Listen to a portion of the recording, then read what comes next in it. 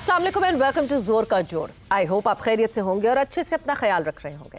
Another day another show and yes, tri nation की हुई शुरुआत कल से। कल पहला मुकाबला जो है वो रावलपिंडी के मैदान में खेला गया, जहां पाकिस्तान और जिम्बाब्वे एक दूसरे के मद्दे मुकाबले थे एंड पाकिस्तान ने जीत हासिल की, 5 विकेटों से बिल्कुल जीत हासिल की। But the fashion of winning, जिस तरह जीत हासिल की, क्या वो सही है? और जीत पे ही हम खुशियां मनाएं या फिर कोई बड़ी टीम होगी तो वो ऐसा आपको नहीं करने देगी? The kind of start that Zimbabwe got, उस हवाले से हम बिल्कुल डिटेल में डिस्कशन करेंगे कि क्या अपने जो है अंदाज बदलने होंगे before we move forward, because now we have just 7 more matches left before the T20 world cup. क्या उससे पहले ये जो 7 मैचेस हैं, क्या इनमें हम इतने सॉर्टेड हो जाएंगे कि हम वर्ल्ड बीटर्स जो टीम है, जो वर्ल्ड क्लास टीम्स हैं, उनके साथ जो है हम compete कर पाएंगे कि नहीं कर पाएंगे? सो इस हवाले से बिल्कुल डिस्कशन करेंगे। साथ ही साथ women's T20 blind world cup की बात करें तो पाकिस्तान वुमेंस टीम ने जो है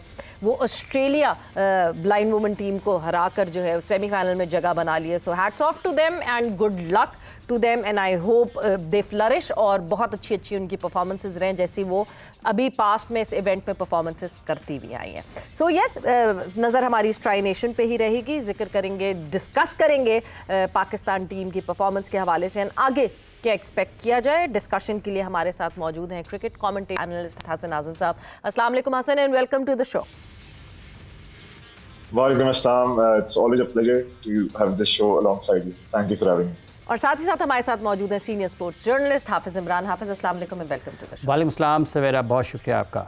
सो हसन, कल के मैच की अगर बात करें, convinced with the win?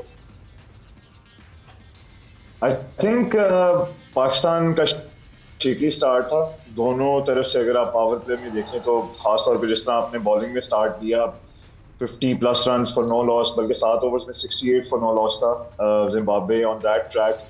I think we missed a trick early on. और फिर आप बैटिंग इनिंग्स की भी बात करें तो पावर प्ले में आपके 3 आउट हो गए, 31 रन थे। कहना होगा कि स्टार्ट में पाकिस्तान ने दोनों फेजेस में स्ट्रगल किया, but the way they came back into the बिल्कुल, specially with the spinners in the bowling unit, और फिर पार्टनरशिप जो लगी बैटिंग में, it was a good comeback on either and.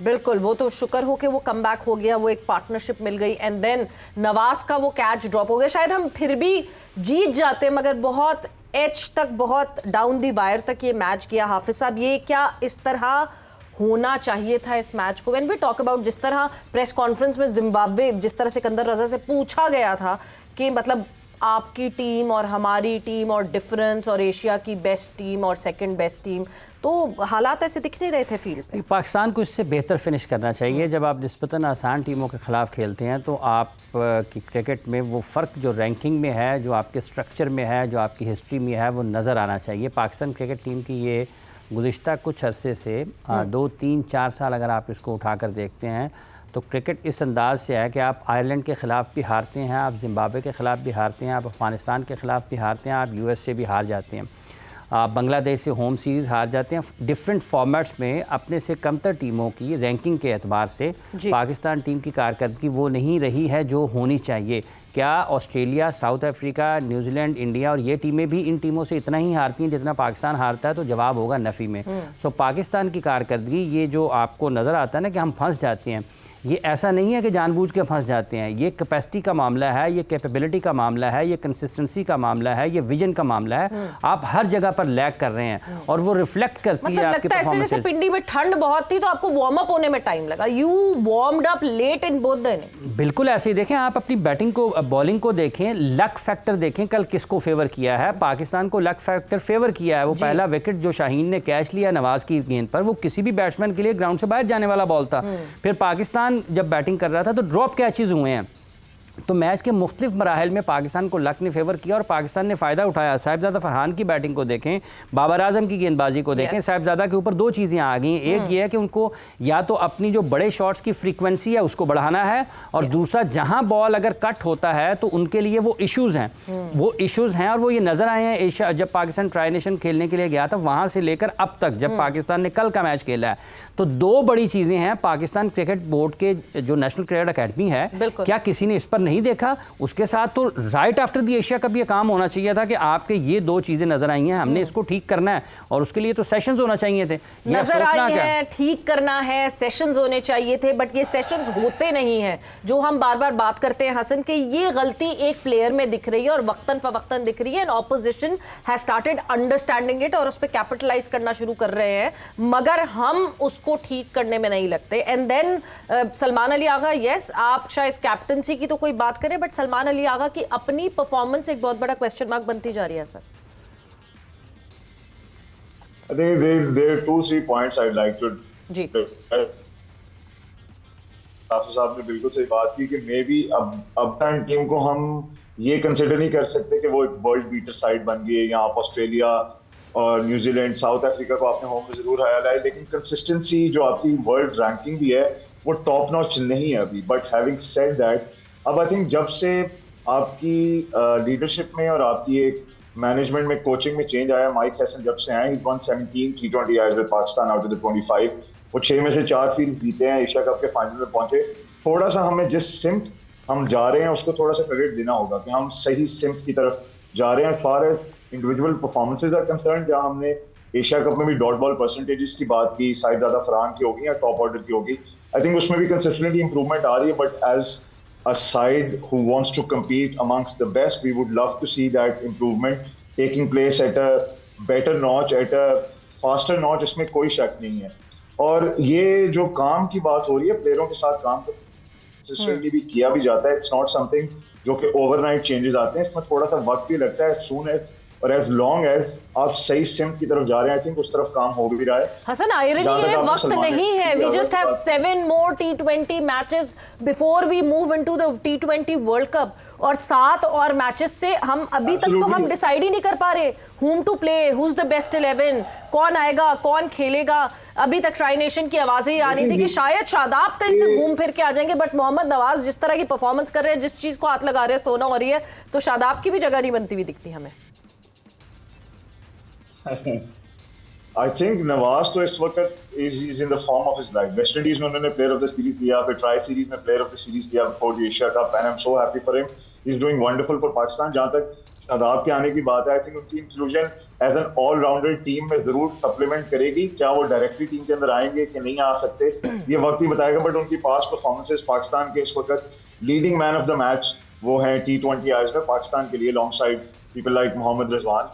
तो ये तो खुशाइन बात होगी। जहां तक आपने सलमान अली आगा की बात की, देखिए आगा का न्यूजीलैंड में जो सर ये शादाब पे ना आपका मुझे बायस दिखा है हल्का सा, वैसे जिस तरह आपने तारीफें की हैं, पास्ट में कोई ज्यादा परफॉर्मेंसेस नहीं आई शादाब की वैसे। नहीं, मैं तो स्टैटिस्टिक्स की बात करूंगा डायरेक्टली। अगर हम मोहम्मद रिजवान और बाबर आजम की बात करते हैं कि T20 आई में उन्होंने अपनी किस तरह जगह बनाई थी, या ये डिबेट अक्सर छिड़ती है, तो शादाब की डिबेट बड़ी सिंपल है। आप स्टैट्स उठा के देख लीजिए कि T20 आई में सबसे ज्यादा मैन ऑफ द मैच किसने दिए हैं, and that's Shadab, equal with Mohammad Rizwan, और फिर लिस्ट में बाबर आजम और शाहिद अफरीदी और वो सब लोग आते हैं। तो वो तो चीज क्लियर है, he is the match winner for you, तो इसमें तो कोई शक नहीं है। जहां तक आपने बात की सलमान अली आगा की, Agha as a captain I think he is growing, he is getting better with each game, and the results are showing. क्योंकि जो उन्होंने चेंजेस साउथ अफ्रीका के खिलाफ भी किए थे as a batsman test cricket में और ओडीआई क्रिकेट में, he is there, he is like a duck to water. लेकिन T20 क्रिकेट में एज अ बैट्समैन अभी भी वो अपनी जगह प्रूव करने की तरफ लगे हुए हैं, और इसमें कोई शक नहीं कि अभी वो उस तरह अपनी जगह T20 क्रिकेट में, T20 आई क्रिकेट में प्रूव नहीं कर पाए। पाकिस्तान ने सैटरडे को जो है वो श्रीलंका के अगेंस्ट खेलना है ट्राई नेशन में। क्या क्या चीजें आपको लगता है अमेंड करनी पड़ेंगी, because Sri Lanka is not Zimbabwe and Sri Lanka would not give those chances. अगर उनको चांस मिलेगा सो दे 100% कैपिटलाइज ऑन दैट।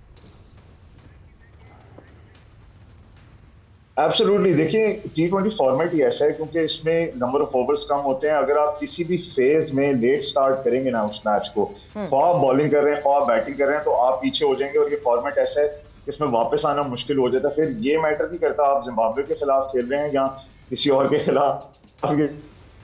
हमने वर्ल्ड कप में भी ऐसा होते देखा। तो पाकिस्तान को एक चीज बहुत क्लियर कर देनी है in terms of their objective, कि जैसे ही आप स्टार्ट करते हैं मैच का, आप पावर प्ले आपको अच्छा यूटिलाइज करना है। आप फ्रीबीज या लूज बॉल्स नहीं दे सकते as a bowling unit. You have to respect every opposition, specially Sri Lanka, क्योंकि वो वहीं पे वर्ल्ड कप होना है, वो होम साइड होगी वहीं की, और वो अपनी एक फुल स्ट्रेंथ मोरलेस साइड उन्होंने बिल्कुल। भेजी है। उनको भी पता है कि उनकी तैयारी चाहिए वर्ल्ड कप से पहले, बिल्कुल। तो आपको दोनों फेजेस में अपना स्टार्ट सही करना होगा। जहां तक आपकी बैटिंग की बात है, हम पहले अल्ट्रा एग्रेसिव अप्रोच को जो है वो थोड़ा सा क्रिटिसाइज कर रहे थे, फिर हम थोड़ी टिमिड अप्रोच को क्रिटिसाइज करने लगे।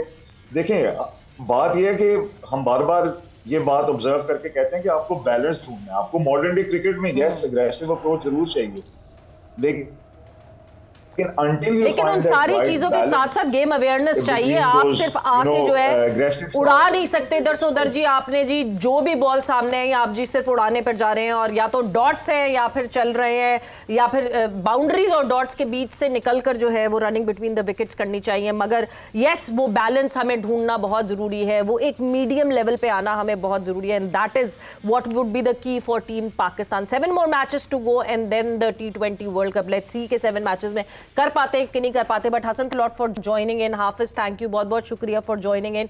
वक्त यहाँ पे जोर का जोड़ का खत्म हो गया है। आप लोग अपना ख्याल रखिएगा। Savera Pasha signing off. Take care, bye bye, अल्लाह हाफिज।